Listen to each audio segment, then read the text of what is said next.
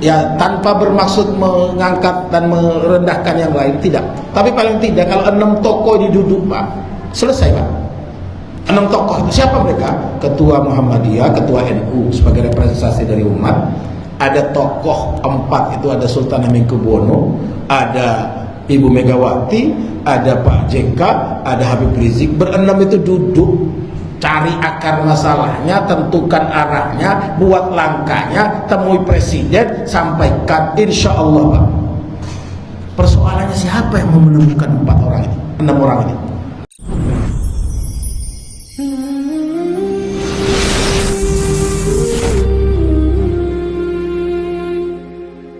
Barakallahu fikum. Makasih Pak. Ya, kita berharap ya tentu dengan sebuah sistem Pak. Kadang-kadang ketegasan pemimpin itu ngefek, pengaruh. Beliau ini kan masih memberi. Maka pidato Habib Rizik kemarin di Monas 212 itu beliau mengatakan kasih kesempatan 3 bulan 6 bulan. Kita lihat, kita amati, kita awasi, kita kritisi. Tapi jangan diganggu dulu. Supaya apa? Beliau bekerja. Kenapa? Karena selain beban berat ini, beban apa? Cantelannya itu Pak.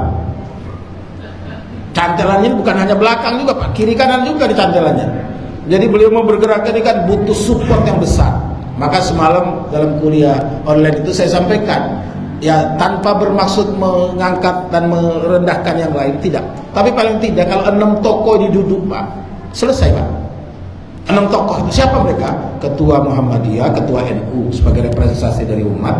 Ada tokoh 4 itu, ada Sultan Hamengkubuwono, ada Ibu Megawati, ada Pak JK, ada Habib Rizik. Berenam itu duduk, cari akar masalahnya, tentukan arahnya, buat langkahnya, temui presiden, sampaikan, insya Allah Pak. Persoalannya siapa yang mau menemukan 4 orang ini, 6 orang ini? Kalau dulu kan reformasi itu lahir dari tokoh Ciganjur. Mahasiswa punya peran luar biasa sampai ada reformasi. Tapi sekarang reformasi bikin repot nasi udah Pak. Repot nasi itu bukan bermakna kita menyesal, tidak.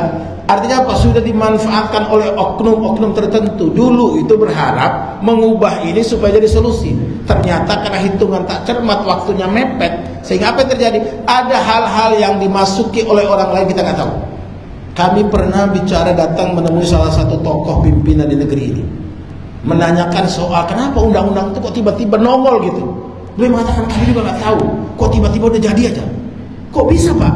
Bapak pimpinan partai, Bapak tokoh di partainya, Bapak pimpin di negeri ini, kok bisa nggak tahu? Kenapa? Lorong lewatnya lorong gelap Ustaz katanya. Saking gelapnya nggak ada yang tahu Pak. Kenapa? Ada transaksi gelap di baliknya. Guru pendidik saya itu pernah mengatakan, beliau dulu itu sudah merancang Pak, sudah menyerahkan kepada presiden, menyampaikan ini loh caranya. Misalnya pilkada, pilgub, pilpres itu dibiayai negara. Calonnya dipilih berapa orang dibiayai negara, supaya besok selesai terpilih siapapun dia bekerja untuk kepentingan negara. Kalau diserahkan sepenuhnya kepada mereka akhirnya apa?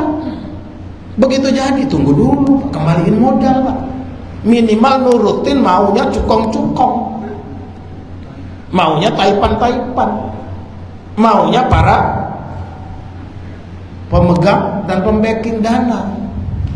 Itu yang jadi persoalan, sehingga tantangannya berat Pak. Kalau seorang Prabowo sudah teruji, bagaimana beliau menyelamatkan Kian itu, saya dengar langsung dari mulut beliau. Menyelamatkan Kian itu gak gampang Pak. Pabrik kertas yang ada di Kalimantan Timur tuh, dekat Berau itu merinding. Bayangkan, beliau harus berutang menggaji pegawai sekian lama. Mungkin sekarang belum selesai, karena beliau harus bertanggung jawab. Kenapa ngotot tetap di situ? Karena kalau itu beliau nggak selamatin, jadi apa Pak? Dia jadi pangkalan militernya Amerika Pak. Repot nggak kita? Belum ada pangkalan militernya juga kerepotan kita. Yang katanya Freeport sudah 51%, mana itu duitnya? Kenapa masih rakyat yang dipajakin? Kenapa kok cari dananya pajak terus pikirannya? Kenapa dengan kekayaan alam dan sumber daya kita yang luar biasa ini? Ternyata kemarin beliau sudah menyampaikan, yang dimasuk pajak itu barang-barang mewah, kendaraan, pesawat jet dan sebagainya. Tapi kan kita ini kadang-kadang terlanjur dengar, memang butuh tabayun Pak. Kalau informasi yang kita terima kita nggak tabayun, kita nggak serahkan pada ahlinya, kita nggak tanya pada tempat, dan repot Pak. Sekarang kan semua orang jadi wartawan. semua orang jadi jurnalis, semua orang jadi komentator. Kan biasanya komentator itu lebih pintar daripada pemainnya, Pak. Coba lihat komentator bola itu, waduh, pemainnya bisa digoblok-goblokin tuh, Pak. Padahal coba disuruh nendang bola, nggak pernah lurus tendangannya tuh.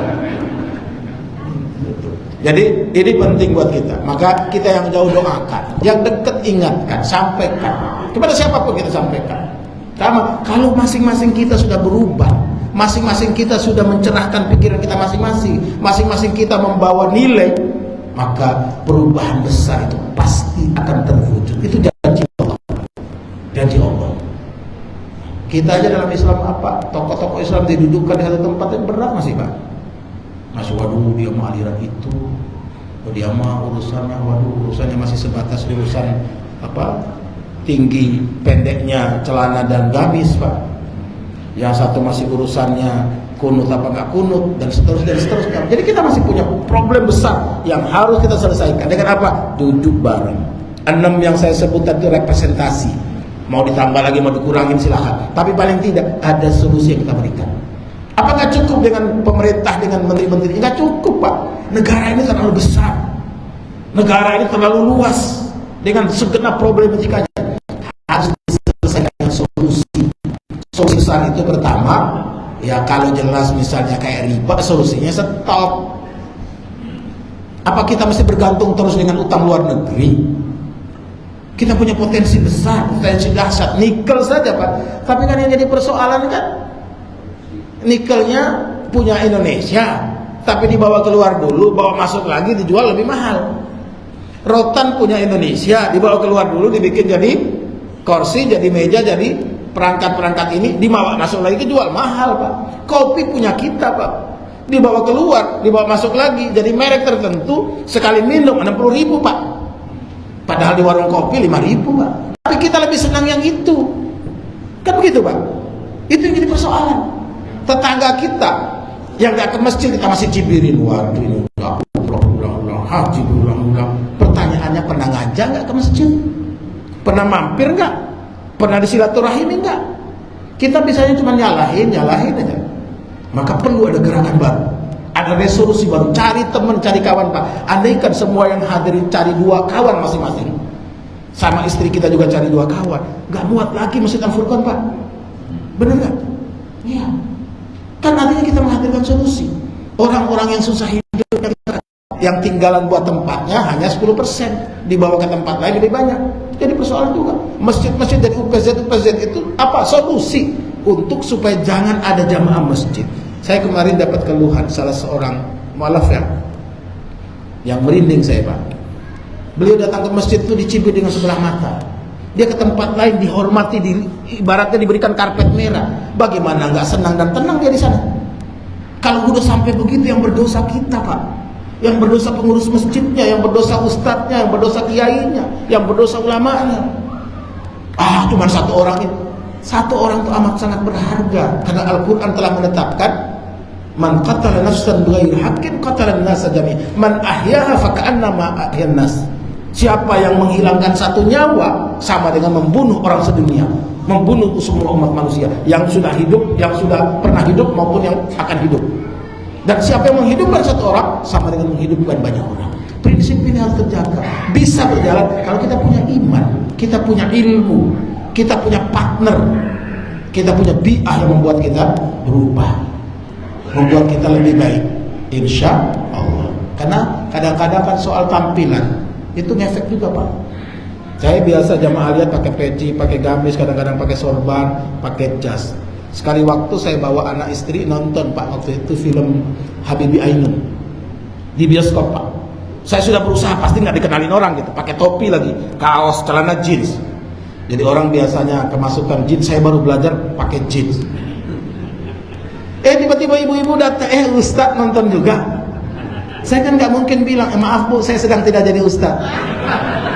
Saya sedang jadi suami istri saya, jadi ayah anak. Nggak mungkin. Tetap itu lengket, nempel kemana-mana. Jadi kadang-kadang dengan jenggot walaupun sederhana, itu bisa membuat kita terhalang dari bermaksiat. Apalagi sudah pakai peci, pakai baju koko, mau masuk diskotik, mikir, Pak. Nggak usah pakai peci, berjenggot saja masuk diskotik, apalagi putihnya udah banyak. Kan nengok-nengok tuh, jangan-jangan ada yang lihat, jangan-jangan. Terjaga kita. Maka Al-Quran luar biasa, makin Islam makin terang. Apalagi dengan para ahli-ahli baru yang menemukan ternyata begini, itu kita ambil hikmahnya. Tapi Al-Quran akan cocok dengan kita kapanpun sampai kapanpun. Maka bagi yang membuka kehidupan paginya dengan mengundang keberkahan, insya Allah Allah hadirkan keberkahan itu. Karena Nabi memang mendoakan orang yang lebih pagi bangunnya, Allahumma barik li ummati fi bukuriha, ya Allah berkahi umatku dari awal paginya. Masya Allah. Kita balas keberkatan dengan apa? Selalu mendoakan sahabat kita, kawan kita, teman kita, kenalan kita. Barakallahu fiikum. Dijawab lagi wa fiikum barakallah. Itu doa luar biasa. Kapan-kapan kita bahas, insyaallah. Ada lagi? Cukup ya? Sudah isyraq. Barakallahu fiikum. Sekali lagi terima kasih atas segala perhatiannya. Mohon maaf atas segala kekurangan. Kalau benar itu kebenaran dari Allah dan Rasulnya, jangan ragu-ragu. Kalau keliru karena kesalahan dan kekeliruan dari saya, juga dari setan, laknatullah, kita berlindung kepada Allah agar Allah senantiasa membimbing diri kita, membimbing fikiran dan perasaan kita agar selalu istiqomah di jalan Allah. Amin ya rabbal alamin.